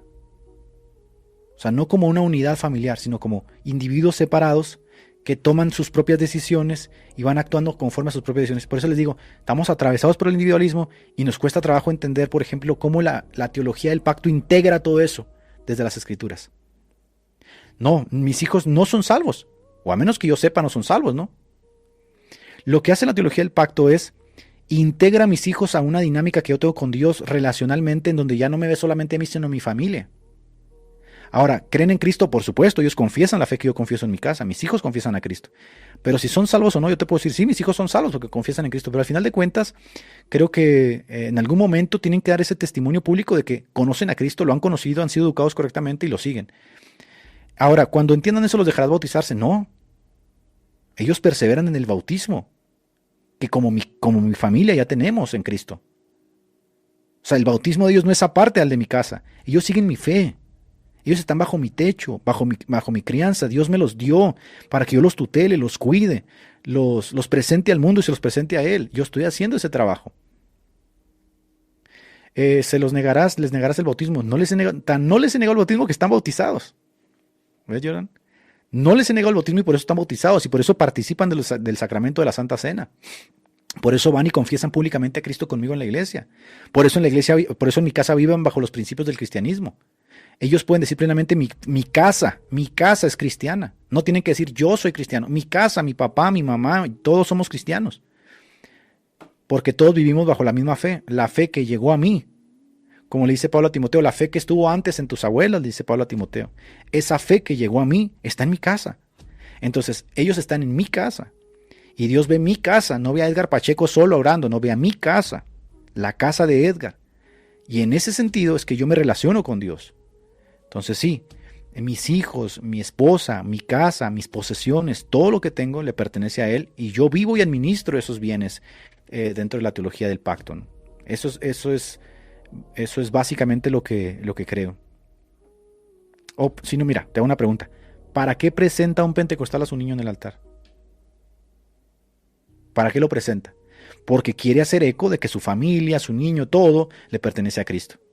Bueno, haz de cuenta que es lo mismo, nada más que yo utilizo el sacramento del bautismo como el vínculo unitivo, porque fue el sacramento del bautismo el que Dios nos dejó, no una presentación. Ese fue el antiguo pacto, la presentación con la circuncisión. En el nuevo pacto es el bautismo, porque para vosotros es la promesa, para vuestros hijos, para todos los que quieran venir. La promesa es para mí y para mis hijos. Yo no necesito presentarlos porque Dios ya me dejó un elemento visible, tangible, con el que yo puedo interactuar con el que es el sacramento del bautismo. Y luego, la evidencia de que yo sigo perseverando en la fe es otro elemento, el sacramento de la unión sacramental con Él, que es la Eucaristía. Yo echo manos de los elementos visibles que hacen eco de mi fe invisible. El bautismo hace eco de esa fe invisible que está en mi familia. El sacramento de la Eucaristía hace eco de esa fe que yo profeso día a día. Por eso consumo la Eucaristía. Entonces, tú también lo presentas. Tú presentas al niño porque tú quieres hacer eco. Nada más que tú utilizas un elemento nuevo. Un elemento que inventaron, que es la presentación de niños. Eso no lo encuentras en la Biblia. Eso es una forma de convencionalismo denominacional en donde ustedes se ponen de acuerdo para crear un elemento ritual litúrgico para sustituir el paidobautismo. Está bien. Si ustedes quieren hacer eso, está bien. Hay varias razones por las cuales no estoy de acuerdo con eso. Primero, porque es una invención y porque creo que ya Dios nos dejó un elemento.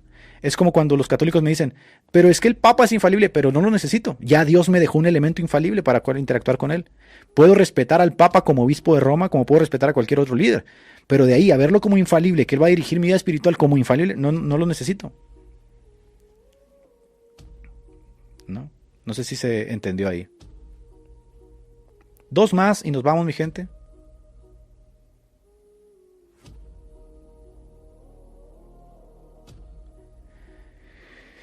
Y nos vamos. Que ya traigo hambre. Dice por acá.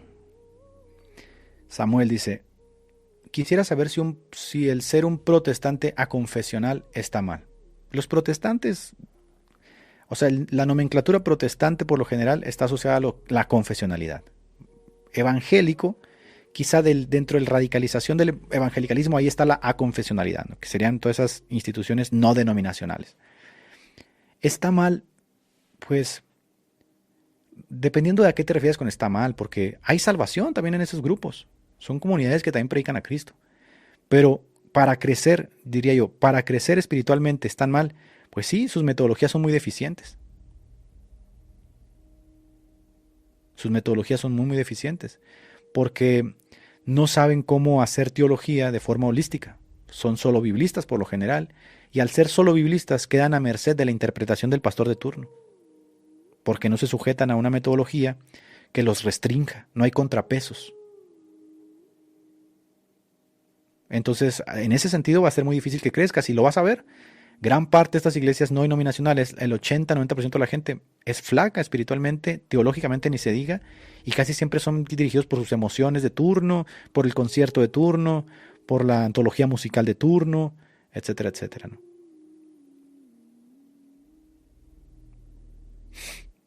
Se puso la del Puebla, mi querido Cristian, acá regalando membresías. Gracias, mi querido Cristian. Vamos.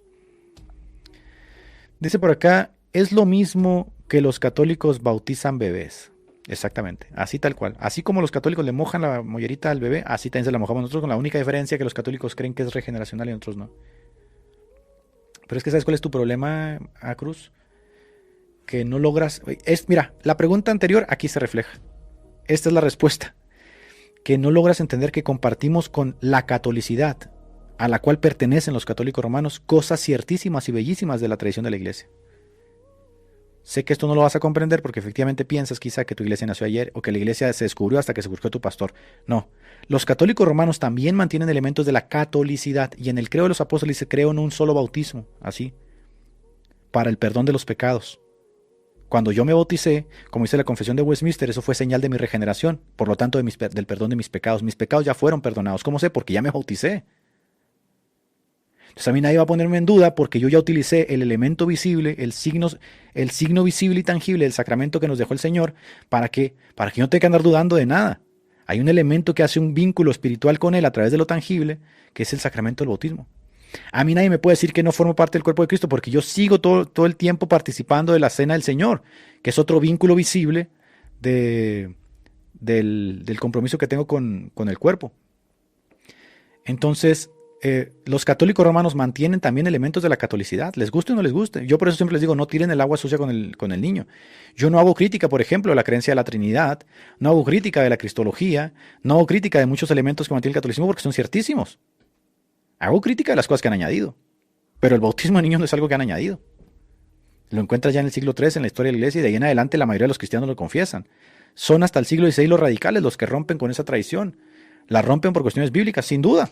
Pero no vas a venir a decir que esto no forma parte de la catolicidad. Sí forma parte de la catolicidad.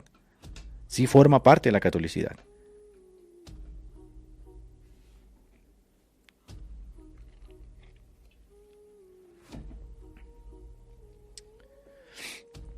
Dice por acá, eres semipapista, ¿no? No, en realidad soy católico. Papista es un nombre que se le da a los católicos romanos. Yo soy católico porque pertenezco a la Iglesia Católica, una santa católica y apostólica. Y no es como que necesite andar confesando eso, ¿no? O sea, no es como que al decirlo me hago parte de la Iglesia Católica. No, soy parte de la Iglesia Católica por las promesas de Cristo, de qué es esa iglesia, dónde está ubicada y quiénes forman parte de ella. Pero no soy católico romano, por lo tanto no soy papista ni semipapista, ¿no? Y si fuera papista no tendría ningún problema en confesarlo. O sea, para mí el papismo es el cáncer de la cristiandad, la figura del papa es el cáncer, pero yo no voy a negar que el catolicismo romano tiene elementos de la catolicidad, sí los tiene, porque si lo negara sería como los uniciburros que terminan negando la Trinidad porque dicen que la crearon los católicos romanos, o los adventistas que terminan negando la celebración del domingo, el culto en domingo porque dicen que es de los católicos romanos. Pues allá vayan, ustedes ahí van rompiendo con todo, justamente porque su pleito es contra el catolicismo romano. Yo no tengo pleito contra la catolicidad, mi pleito es contra el papismo. Dice acá, mi casa es pentecostal unicitaria. Quiero salir de forma sana de esa secta, ir a una iglesia metodista. ¿Algún consejo? Soy joven y dependo totalmente de mis padres. En este punto es mejor obedecer a Dios que a los hombres. ¿Por qué? Porque aquí ya no estamos hablando de algo ligero, sino de la propia salvación de tu alma. Entonces, al estar hablando de la propia salvación de tu alma y ser consciente tú de la salvación de tu alma, sí tienes que salir y no creo que va a ser fácil salir. Vas a crear una ruptura ahí con tus papás. Lo que puedes hacer es confesarlo públicamente, decirle que tú crees en Jesucristo, que te adhieres a la ortodoxia cristiana y recibir la repercusión, papá. Recibir el pago, no tengas miedo, porque la Biblia también nos habla de esto, que en una familia van a estar divididos, 2 contra 3, 3 contra 2 a causa de Cristo. ¿Tú quieres seguir a Cristo? ¿Tus papás quieren seguir sectas? Vas a tener que pagar el precio. Yo pagué el precio cuando vine al cristianismo. Así tal cual. Vamos a ver. Te respondí una vez, estas tonterías no te las voy a responder, así que quedas bloqueado del canal. Adiós. Que por cierto, la sotana y el cuello clerical también es protestante, no es católico romano. Vean nada más la ignorancia, ¿no? Dice por acá, quisiera saber si aún siendo paidobautista, sigo prefiriendo el bautismo de creyentes al estilo credobautista. Los paidobautistas son credobautistas, Samuel. O sea, los paidobautistas no es que nada más bautizan a bebés, bautizamos a las personas grandes también, que confiesan su fe públicamente. El paidobautismo es para los hijos de los creyentes. Entonces, cuando nosotros utilizamos el término paidobautista, estamos diciendo que aparte de bautizar a las personas normalmente que confiesan a Cristo, bautizamos también a los hijos de los creyentes. Entonces, si tú eres paidobautista, tienes que ser credobautista también. Así tal cual. Dice por acá, ¿por qué bloqueas tanta libertad de expresión? Tanta libertad de expresión tuvo que 3 comentarios tuvo y 3 comentarios estúpidos puso, ¿no? Ahora acuérdate que aquí estás en un canal que es mío. Hermano Pacheco, ¿qué opina de esto? Un chico que dice ser amigo de Cristo, pero no se considera cristiano. Amigo de Cristo, pero no cristiano. No sé en qué sentido lo dirá, ¿no? No sé si... O sea, porque ser cristiano es confesar a Cristo. No sé si él niega a Cristo y aún así se considera amigo, pues hay una contradicción ahí. No sé cuál será la respuesta correcta, ¿no? Tío Pache, ¿qué opinas sobre el ungir aceite en algunas ramas pentecostales? Que es resultado del soloísmo bíblico, que quedas a merced de la interpretación de turno y le vas encontrando alegorías a los pasajes y le vas encontrando significados aplicables a la vida cotidiana, ¿no? Porque la unción está especificada tanto en el Antiguo Testamento como en el Nuevo Testamento en casos muy específicos. El Nuevo Testamento, por ejemplo, la encontramos en la carta a Santiago para los enfermos.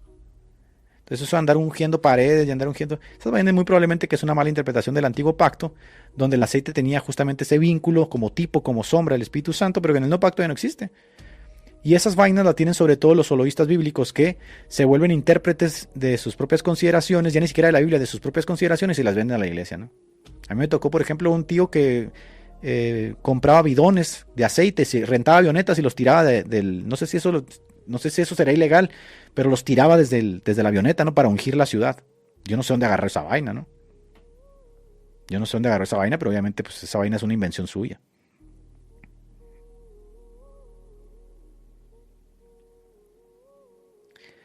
Dice acá, eso es una cosa que yo no entiendo del socialismo, soloísmo. Yo sí soy soloísta, porque todo debe estar regido por la palabra.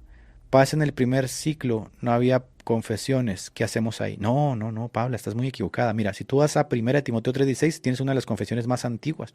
Si tú vas a 1 Corintios capítulo 15, tienes una de las confesiones más antiguas. Es decir, confesiones sí ha habido. Porque confesar es básicamente emitir una creencia. Y si se confiesa en grupo y se mantiene en grupo, tienes una tradición. Entonces sí, siempre ha habido confesiones. El soloísmo bíblico es la creencia de que todo debe estar exclusiva, contenida en las escrituras de forma implícita y explícita en las escrituras. Es imposible. Imposible. La vida no podría vivirse de esa forma, ¿no? Hay cosas que no están en las escrituras y que tienen que desarrollarse a través de la exégesis de las escrituras. En medio de un consenso magisterial. ¿Por qué? Porque las escrituras también dependen de la autoridad de los pastores, de los maestros, de los magisterios, de los líderes, que son autoridades que la propia Biblia establece. Entonces, no te equivoques, sí han existido siempre confesiones. De hecho, si tú dices que Jesucristo murió, fue sepultado y resucitó, tú estás confesando uno de los credos más antiguos. Y antes de que se pusiera por escrito, ya era dicho oralmente ese credo. Y ese credo dio la base para una de las confesiones más grandes, que es el credo de los apóstoles. Y el credo de los apóstoles dio base para la confesión del credo niceno-constantinopolitano. Y el credo niceno-constantinopolitano dio base para la confesión del credo de Atanasio. Y el credo de Atanasio dio base para la confesión del credo juanino. Entonces sí, siempre ha habido confesiones. Lo que pasa es que las iglesias modernas no les gustan porque les exigen acá, mira, les exigen coquito. Dice, mi hermano, ¿cuál es tu visión sobre orar o ungir los bienes como casa, carro, moto? Lo he visto en el papismo y también no necesitas hacer eso. Mira,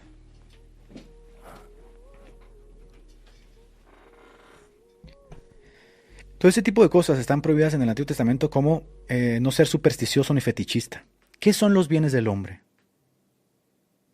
Jesucristo habló mucho de estas cosas. ¿Qué son los bienes del hombre? ¿Tela? ¿Lámina? ¿Madera? ¿Qué son los bienes del hombre? El bien más preciado que el hombre tiene es la vida. Y solucionada la vida, Jesucristo dice de lo demás, ¿para qué se preocupan de los demás?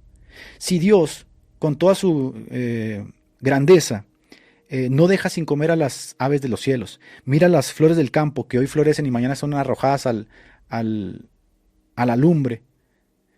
Tú, que eres hijo de Dios, te andas preocupando por estas cosas.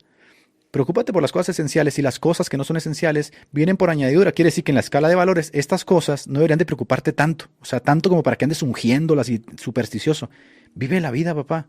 Que en el momento que tú tienes solucionado el problema principal con Dios, que es estar en paz con Él, las demás cosas vienen por añadidura.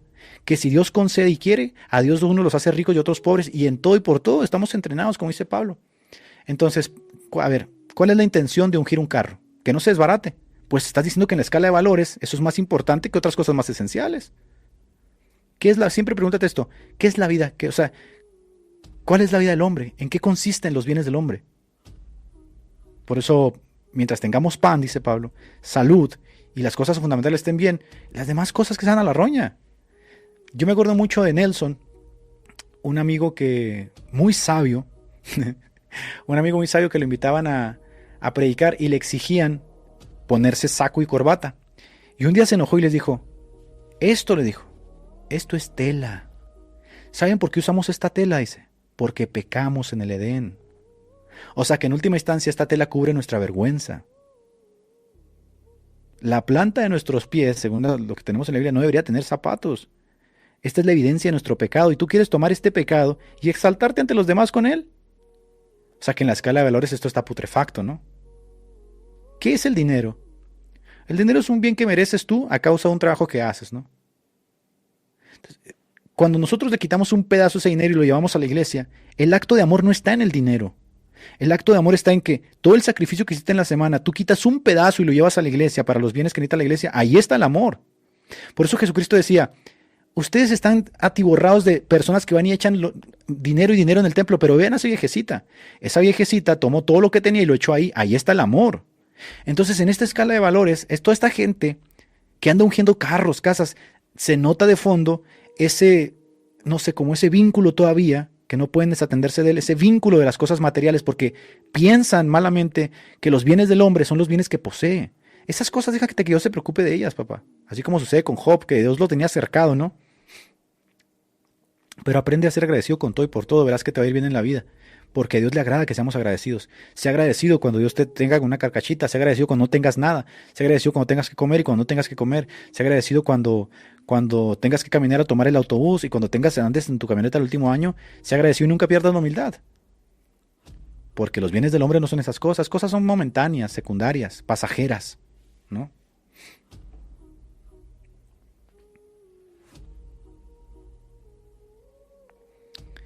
Tío Pache, quiero salir de un movimiento unicitario, pero mi familia está metida en el movimiento. ¿Qué puedo hacer? Salir. No es tan difícil, ¿no? O sea, si lo que me estás diciendo es cómo puedo salir sin que me cause un problema, no hay forma. Te va a causar un problema, asume el problema. Si tú crees que en la escala de valores es mucho mejor seguir a Cristo que a los hombres o a las sectas, y eso te causa un problema, esta persecución, sufre la persecución. Sufre la persecución, sufre el dolor, sufre el impacto que venga a tener, porque eso demuestra efectivamente que quiere seguir a Cristo. Y Jesucristo efectivamente dijo que Él ha venido a traer ese tipo de divisiones. Entonces no hay forma, no le saquen la vuelta a las cosas que a veces intentan ser afrontadas. No hay forma en que si su familia está metida en una secta y ustedes quieren salir de la secta por ir a seguir a Cristo, no hay forma en que ustedes salgan y que, ay, sí, mijito, vete a... No, pues te van a perseguir, papá. Persiguieron a Cristo, persiguieron a los apóstoles. Nosotros somos menos que ellos. Dice por acá Pacheco, hay protestantes que no creen en el filioque. Sí, pero por una cuestión meramente simbólica. Porque todos los teólogos protestantes lo adoptaron plenamente. Wesley lo adoptó, Lutero lo adoptó, porque lo consideraban teológicamente correcto. Aunque por una cuestión simbólica y de deferencia a lo que son los concilios y representan los concilios, algunos no lo aceptan, ¿no? Pero yo la verdad es que yo no soy ortodoxo. O sea, yo no le considero ese papel a los ortodoxos de los concilios. Ellos están en todo derecho de reclamar eso. A mí la verdad es que, como yo le doy a la Biblia al principio de sola escritura, le doy esa predominancia y confío en el magisterio de mis propios pastores y maestros, yo no le veo tanta problema. Aunque sí hay un problema real entre ortodoxos y católicos en cuanto a eso por la unidad que tenían los concilios de forma sinodal, ¿no?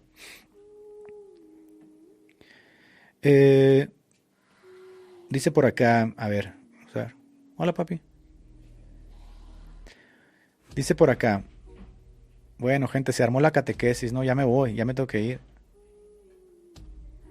Dice por acá, Yeside dice, hermano, yo te escribí porque hace poco salí de la secta unicitaria y fue una lucha grande contra mi esposa. ¿Lo ven? No hay forma, es verdad, no hay forma. O sea, tienes que pagar el precio, papá, pero con la satisfacción de que el Espíritu Santo está contigo y te está ayudando. Dice por acá, tío Pache, ¿cómo la Trinidad es vinculante a mi salvación? ¿Cómo la Trinidad es vinculante a mi salvación? Lo pregunto otra vez aquí. ¿Cómo la Trinidad es vinculante a mi salvación? Primero, porque nosotros no confesamos una fe que existe, que pasó a existir hoy o ayer. Confesamos una fe histórica de la iglesia que ha existido desde siempre en el plan perfecto de Dios. Esa iglesia tiene creencias que son elementales. Entonces, primero, cuando yo acepto que la iglesia es una, ¿sí? Y no miles de iglesias, sino una iglesia, y que esa iglesia tiene una fe que se ha generado a causa de los pastores y maestros que Dios mismo ha levantado, entiendo entonces que de mi parte, como laico, debe haber una aceptación de esa fe. Segundo, encuentro yo este trabajo de mis pastores asociado a las Escrituras perfectamente. El Padre es Dios, el Hijo es Dios y el Espíritu Santo es Dios. Entonces, ¿por qué me importa a mí el asunto de la Trinidad y mi salvación? Quizá en un primer momento no tanto. Mira, en un primer momento cuando tú crees en Jesucristo como tu Señor y Salvador, eso de la Trinidad y la unión hipostática, te van a pasar por acá, papá, no te van a interesar. Pero si tú quieres seguir creciendo espiritualmente y Dios te concede 70 años de vida, no hay forma de que crezcas espiritualmente hasta que integres estos elementos a tu fe. Porque te vas a encontrar que el Padre es Dios. ¿Y cómo vas a reaccionar a eso? ¿Cómo te relacionas? ¿Cuál es la forma en que Dios demanda de ti que te relaciones? Pero te encuentras en el Nuevo Testamento que Jesús también reclama esa autoridad de Dios. Y que se exige que se le dé prosquinesis y que le abren los ángeles de Dios y que recibe adoración. Entonces aquí tienes o solucionas esa controversia o te va a ser imposible vivir el cristianismo, la fe cristiana. Y luego por acá tienes al Espíritu Santo también, actuando como persona plenamente, con las capacidades y los atributos de Dios, y dices, ¿qué rayos hago? Entonces quizá al principio, si te preguntara, oye, si no crees en la Trinidad no eres salvo, no es tan así. Porque incluso Pablo habla de la muerte, sepultura y resurrección de Jesucristo para que en un primer momento el Espíritu Santo venga y te selle. Pero la vida cristiana no se acaba ahí. Si tú quieres seguir creciendo espiritualmente, te vas a meter con este problema.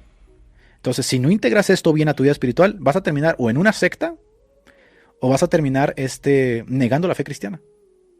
Por eso necesitas, tan pronto conoces a Cristo, recibir tu famoso catecumenado, tu famosa mistagogía, tu famosa catequesis o discipulado, para que sigas creciendo y ahora comprendas quién es el Padre, quién es el Hijo, quién es el Espíritu Santo, cómo me relaciono con ellos, cómo se relacionan ellos con nosotros, qué es la Trinidad económica, la Trinidad ontológica, cuál es el devenir de Cristo respecto a su iglesia, etc. Y empiezas a conocer la teología. Es un camino muy interesante, papá, que te va a tomar bastantes años, pero vas a ir aprendiendo muchas cosas que te van a volar la cabeza, ¿no? Existe protestantismo en Oriente, efectivamente, con liturgias orientales. Y está bien datado. De hecho, voy a hacer un like, qué bueno que me lo recordaste, porque Mensajero también toca ese tema. Existen protestantes calvinistas orientales, iglesias orientales protestantes, algunas pentecostales. Ya lo verán ustedes. Dice, la Trinidad la veo en la Biblia, no por el magisterio de mi iglesia, ya que el magisterio de mi iglesia puede errar. Bueno, aquí hay un non sequitur, ¿no? Que el magisterio de tu iglesia puede errar no quiere decir que va a errar siempre. Esa es una conclusión errónea. Poder errar no quiere decir que yerra. Eso es como cuando los católicos dicen, tus declaraciones son falibles, por lo tanto yo no puedo confiar en ellas. Ser falible no quiere decir que soy estúpido. Siendo falible yo puedo seguir diciendo que 2 más 2 son 4 y puedo seguir haciendo declaraciones, por ejemplo, que Dios existe y son declaraciones verdaderas. Entonces sí, tu magisterio es falible y es normado por la Escritura, pero no quiere decir que tu magisterio sea estúpido, porque si tú estás diciendo mi magisterio, ya estás dando por hecho que ese magisterio fue escogido justamente en orden de la propia Escritura, porque la Escritura dice que se deben escoger pastores y maestros que Dios mismo ya estipuló. Entonces no los separes, está bien, pero no los separes. Interactúa con los dos. O sea, el magisterio de mi iglesia trabaja sobre la base de las Escrituras y la confianza que tenemos en la infalibilidad de las Escrituras es compartir al magisterio en ese sentido, de que trabaja sobre esa base. Pero si tú desconectas esto y dices, no solo la Escritura, mi magisterio yerra, papá, estás cayendo muy cerca del soloísmo bíblico. Porque son hombres sabios, son hombres que Dios levantó. Y Dios le dio a unos ser apóstoles, a otros profetas. ¿O qué vas a decir? ¿Que los apóstoles también pueden errar? Pues sí, pero tú confías en ellos. Están inspirados, los profetas también del Antiguo Pacto, y los pastores también tienen su diferencia en el Nuevo Pacto, y los maestros están ahí puestos por Dios para perfeccionar a los santos, dice Efesios capítulo 4, para el fin de perfeccionar a los santos para la obra del Evangelio y la salvación. Están ahí para hacerte un bien, no están para hacerte mal. ¿Hay malos? Sí hay malos. Hay lobos vestidos de oveja, hay falsos pastores, falsos apóstoles, falsos maestros, sin duda. Pero el Espíritu Santo no te va a dejar, porque 1 Juan 2:20 dice, vosotros tenéis la unción del Santo. Es decir, la salvación no te la van a arrancar, papá. Si tú fuiste sellado por el Espíritu Santo, esa vaina no te la van a arrancar. El Espíritu Santo te va a dar testimonio siempre que te quieran llevar a la maldad, al error, te va a atestiguar. Pero en cuanto a lo demás, tienes que considerar, mira, ahorita estás considerando mi consejo como viable o como legítimo, porque quizá consideras que tengo cierta seguridad que te puedo apoyar en eso, ¿no? Así tienes que confiarle a tus pastores también. Y si son buenos pastores, hazlos dignos de doble premio, como dice la Biblia.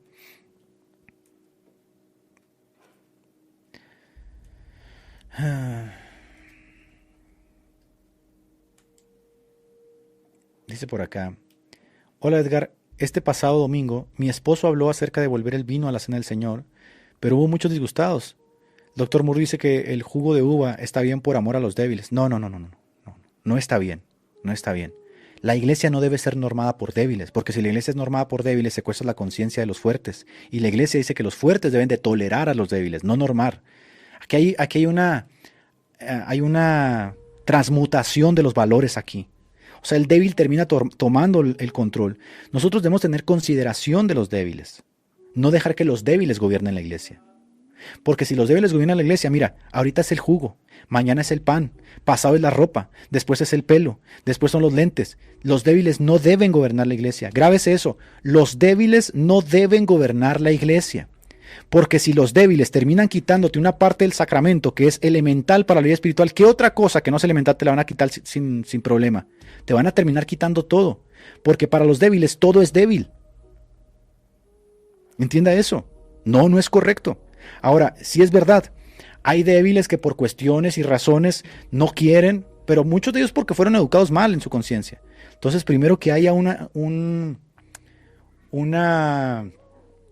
discipulado para enseñar a los débiles. Para enseñar a los débiles.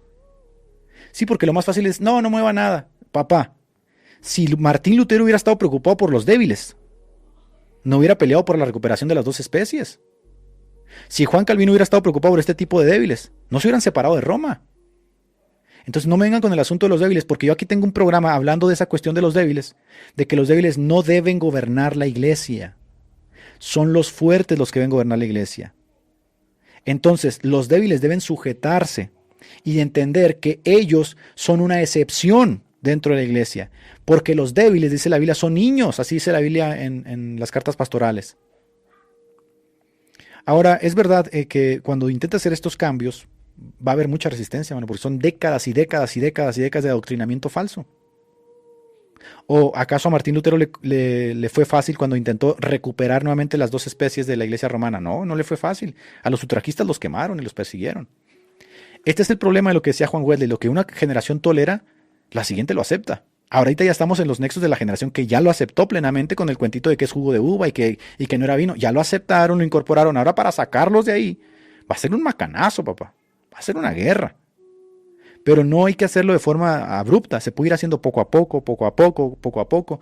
Luego se puede dar la opción de que algunos participen por su debilidad. Fíjate de esto, Sara. Si realmente los débiles fueran espirituales, como pretenden algunos, se debería permitir en las iglesias que haya juguito de uva para los débiles y vino para los que son fuertes. No, es que ellos no quieren que haya vino para nadie. Porque acá lo que tenemos no es debilidad, sino autoritarismo. O sea, yo como fuerte digo, sí, que ellos participen del vino porque ellos son débiles, su conciencia y lo que quieren, y nosotros del vino. Ellos del jugo, nosotros del vino. No. Ellos no quieren que nadie participe del vino, papá. Ese es el problema de fondo. Entonces, por favor, no dejen que les jueguen con este asunto de los débiles porque eso no es correcto, no está bien.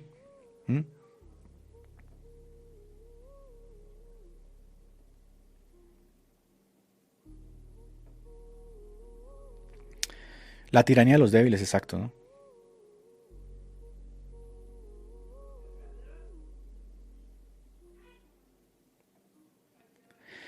Dice, hermano, una pregunta: ¿es fiable la opinión de Eusebio de Cesarea y de Clemente sobre que Matías está entre los 70 discípulos que envió Jesús a predicar? Bueno, eso forma parte de las tradiciones y te voy a decir una cosa. La historiografía moderna ha encontrado falsas muchas de estas tradiciones que se replicaban desde el núcleo de los herejes. Por ejemplo, la idea de que Pedro fue muerto de cabeza, eso viene de los actas de Pedro, que son de los herejes. El asunto de que Juan fue echado en un caso de acierto hirviendo, eso viene de las actas de los herejes, de los apócrifos, no viene del núcleo de la tradición oral. El asunto, por ejemplo, de la vía apia de Pedro también viene del núcleo de los herejes, de los apócrifos. El asunto de la virginidad perpetua viene de los herejes. Entonces, hay muchas cosas que se han incorporado como si fueran historia, que no lo son. Por ejemplo, se dice que los nicolaitas, a Ireneo dice que uno de los nicolaitas eran los seguidores de Nicolás, que era uno de los discípulos que se escogieron, de los diáconos que se escogieron en el Nuevo Testamento. Vete a saber si sea cierto. Muchas de estas cosas que transmitían de boca en boca, de boca en boca. Por eso nosotros a veces, cuando vemos la tradición oral, decimos, no, pues es imposible, porque Ireneo también dice, por ejemplo, que Jesucristo murió a los 50 años y que esto lo recibió los apóstoles. Por eso la palabra segura es la palabra escrita. ¿Ves? F.F. Bruce tiene un libro muy bueno donde habla de todos estos temas que se llama Pablo, el apóstol de espíritu liberado, ¿no? A los que fueron alcohólicos, ¿qué se les da? ¿No? ¿Por qué utilizan el argumento de los alcohólicos? O sea, de verdad, me parece un mal argumento. Me parece como envenenar el pozo, me parece como una falacia de pendiente resbaladiza. Porque para empezar, no todos los que comulgan en la Eucaristía fueron alcohólicos. Y por lo menos ahí ya se debería hacer una excepción, ¿no? Segundo, una cosa es ser un bebedor compulsivo, es una cosa ser un alcohólico.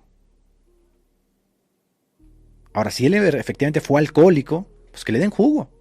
Pero es que hay alcohólicos que ya no son alcohólicos, que fueron regenerados, que sin ningún problema pueden participar de la Santa Cena porque no se van a beber un bidón de alcohol. Van a beber una copa en un contexto litúrgico, espiritual, sacramental. Me parece que eso es exactamente, me parece como que decir, y oye, los que fueron adúlteros en el pasado se pueden casar.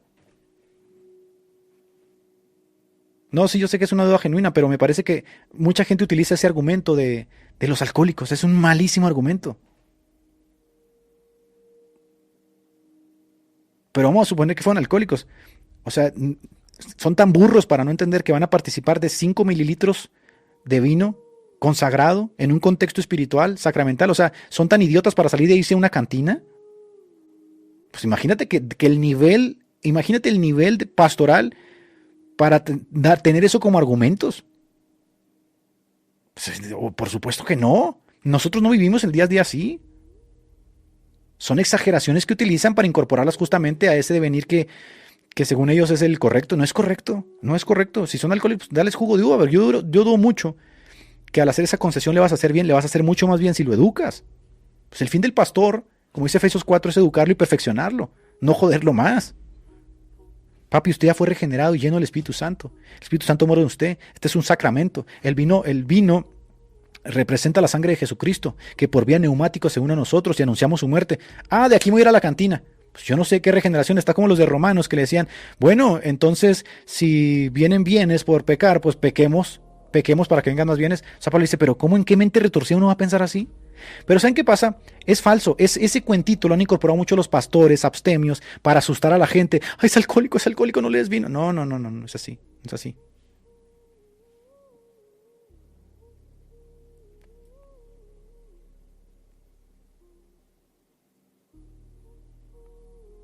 Cada cosa salen. Ay, mi madre. Dice por acá, yo fui alcohólico, visitaba prostíbulos, maldecía, pero Cristo me regeneró, me limpió, me salvó. ¿Cómo no iba a tomar la Santa Cena con vino? Eso no tiene nada. Exacto, es perfectamente así. Cualquiera de nosotros podemos dar testimonio de nuestra antigua vida. Si nosotros anduviéramos arrastrando nuestra antigua vida, no podríamos hacer nada, ni casarnos, ni comer, ni hablar. O sea, no tiene sentido, ¿no? Eso no tiene ningún sentido. Pero vamos a suponer que hay una excepción a la regla, que efectivamente esta persona viene de un alcoholismo durísimo y que le da miedo tomar una gota. Papito, tómese un juguito de uva. A nada más que no quiero que todos carguemos las consecuencias de su propio pecado. Usted tómese el juguito de uva y nosotros lo cargamos en la espalda, lo toleramos. No, es que estos pastores abstemios quieren que nadie tome. No, papá, lo que integrar una tradición de hombres a la propia tradición histórica.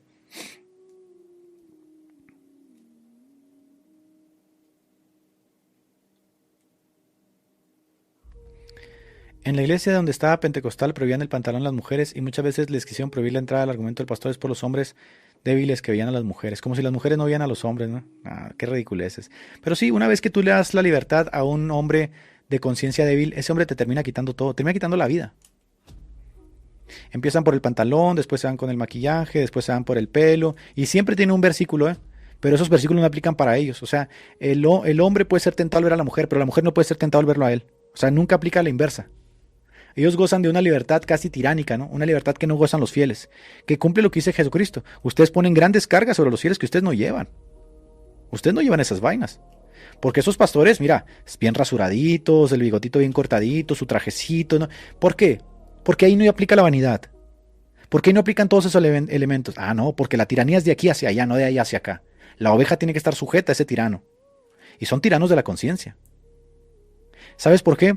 Porque como lo dijimos la vez pasada, el formato boomer no funciona si no tiene control sobre la conciencia de las personas. Si hay libertad, siente que no le estás dando la relevancia necesaria. Por eso se ponen títulos, pastor, licenciado, doctor, todas esas vainas para que la gente siempre los esté viendo como algo más. Que lo desnudes de esos títulos y lo veas como uno más, a ellos les da miedo. Que el pastor es uno más. No, el pastor no puede ser uno más, papá. Sí es uno más, solamente que tiene dones especiales, como otro tiene otros dones. Pero todos forman dentro del grupo, forman parte del cuerpo de Cristo. El ojo no es más que la mano y la mano no es más que el pie.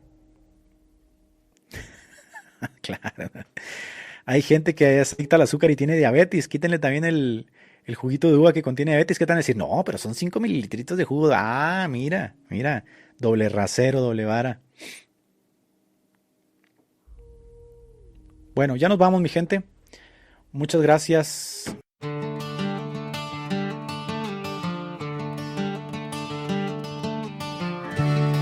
Alabado sea Dios, de quien fluyen bendiciones. Alábenle, criaturas aquí. Alábenle, ejércitos celestiales, al Padre, al Hijo y al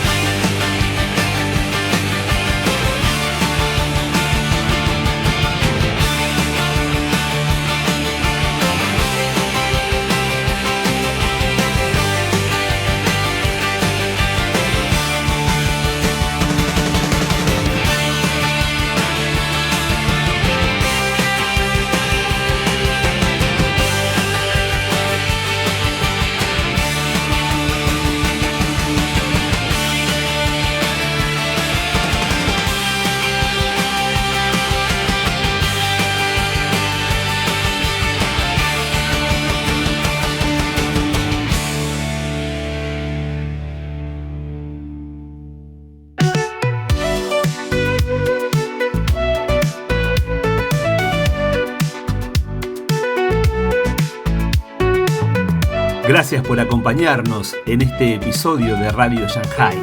Tu apoyo nos ayuda a seguir conectando el mundo de hoy con los principios eternos.